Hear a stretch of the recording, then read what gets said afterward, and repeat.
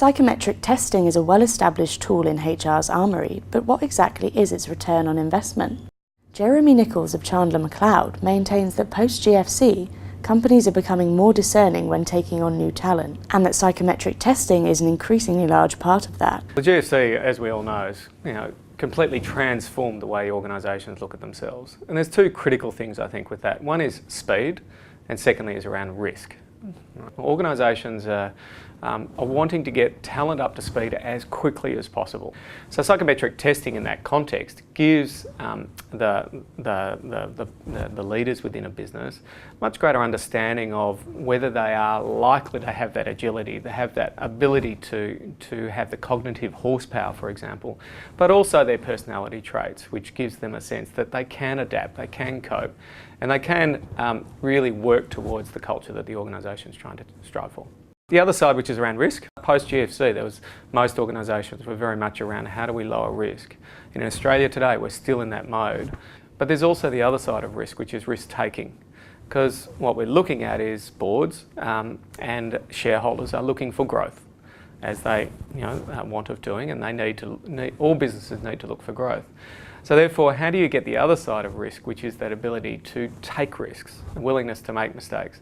And I think this is the most difficult thing that organisations are struggling with at the moment, is getting do we avoid risk or do we take risk?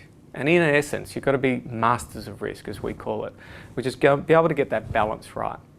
So psychometric testing helps in that understanding of one, a person's ability, a leader's ability to be able to handle risk, and secondly is their ability to get up to speed very quickly.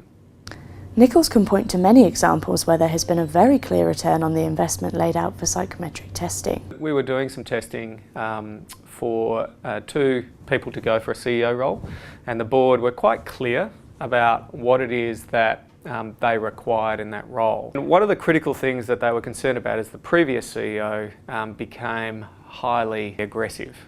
So that was a very big concern because it had a huge flow-down effect for that particular business. So the incumbent, or the person they wanted to come into that role, that was one of the key things they asked us to assess. So in the simulations that we did, because I think that's really important, is how do you build not only the psychometrics, but how do you test that through simulations? We actually had put both of the incumbents under stress in a simulated context. And it was interesting how they both responded. So in fact, the board were favouring one particular person, but under stress, that person really displayed the characteristics which were counter to what they wanted in their organisation, particularly from a cultural point of view. They ended up going with the other person, and highly successfully. And for the amount of investment they put into that psychometric testing and the simulations was absolutely minuscule compared to the cost that would have been on the business if they'd had put that person in place. Nichols also warns that testing is just a small part of proceedings, and that clarity throughout the process from both the employers and psychologists helps towards a successful result. But it's also being able to be clear on looking at that data and how that compares to exactly what you're looking for, and particularly from a culture perspective, is what are the traits that we expect in this person to live that particular culture? How do they drive that particular culture as leaders?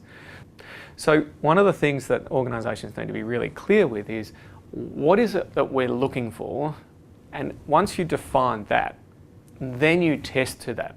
And if you've got the right tests, you've got right validity in those tests, you've got the right professionals to support you in understanding what that data is telling you, then you get a match.